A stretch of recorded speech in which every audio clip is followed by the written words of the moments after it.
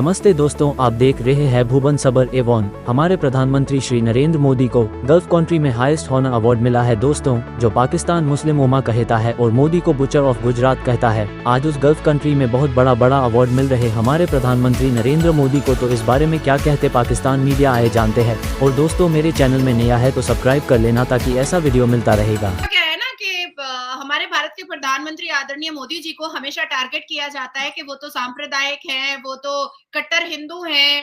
तो अभी जो इतिहास के पन्ने में खोलूंगी उसमें ये बताऊंगी कि कुवैत की लड़ाई हमेशा से मुस्लिम मुल्कों से ही हुई। और देखिए, जब कट्टर हिंदू कुवैत पहुंचा तो वहां पर वो जुब्बा पहने हुए और साफा पहने हुए और ना जाने हजारों बार हज किए हुए लोग कैसे उनको सर पलकों पे बिठा रहे थे। तो मुझे कभी कभी आश्चर्य होता है कि पाकिस्तान हो, बांग्लादेश हो या भारत हो, यहाँ के मुसलमान आखिर चाहते क्या हैं? क्योंकि यूएई मिडिल ईस्ट का मुसलमान तो रिफॉर्मेशन चाहता है, जो 54 या 55 मुस्लिम मुल्क है वो तो रिफॉर्मेशन चाहता है, वो डेवलपमेंट चाहता है, वो आदरणीय प्रधानमंत्री मोदी जी का साथ चाहता है, वो भारत का साथ चाहता है। लेकिन आकर बांग्लादेश, पाकिस्तान और भारत का मुसलमान क्या चाहता है? इसलिए मुझे हंसी आ रही थी कि जिस भारत के मुसलमानों को अपने आप को सबसे ज्यादा खुशकिस्मत समझना चाहिए कि आदरणीय प्रधानमंत्री मोदी जी हमारे प्रधानमंत्री हैं, वही सबसे ज्यादा दिन रात कोसता रहता है हमारे मोदी जी को।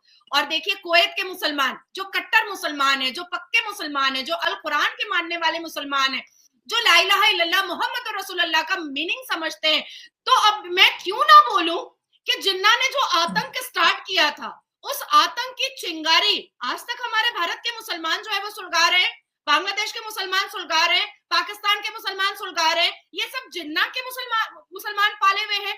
क्योंकि जो कुवैत है, जो साफा पहनते हैं, वो तो कई बार हज करते हैं तब उनको साफा मिलता है।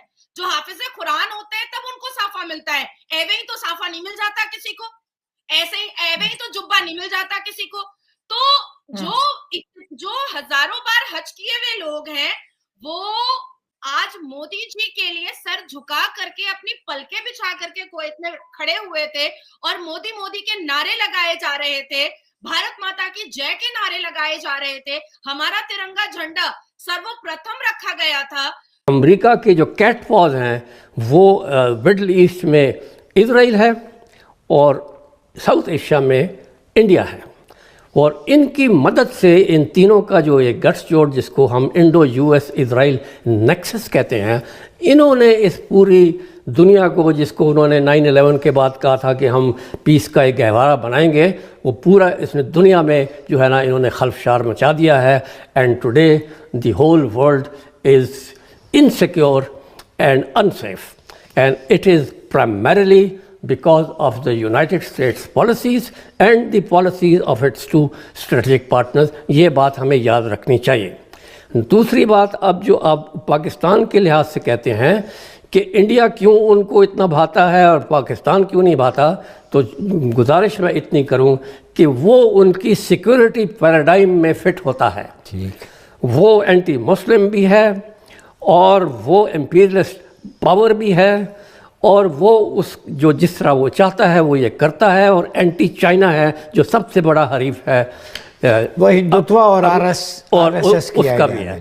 पाकिस्तान की गलती ये है कि वो एक मुसलमान मुल्क है, उसकी आर्म्ड फोर्सेस द स्ट्रॉन्गेस्ट और most robust and battle inoculated troops है इसके पास, और फुल कई 3 नारे तो नहीं चुपते, ये जो है ईमान, तकवा, जिहाद फी सबिलिल्लाह है, क्योंकि बिजली बन के गिरते हैं ना वाशिंगटन और तल अवीव ऑल। ये जो जिहाद का जो जज्बा है, आप पूरे इस्लामिक वर्ल्ड में देख लें, जितना यहाँ है किसी और जगह पे तो नहीं है।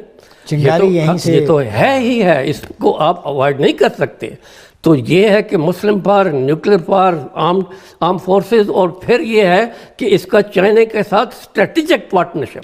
और जो सबसे बड़ी जो उनको तकलीफ दे बात यह है CPEC, जो ये तीनों पार्टनर्स की जो ग्लोबल एम्बिशंस हैं उनको ये डिफीट करता है। तो वो कैसे पाकिस्तान उनको भाएगा?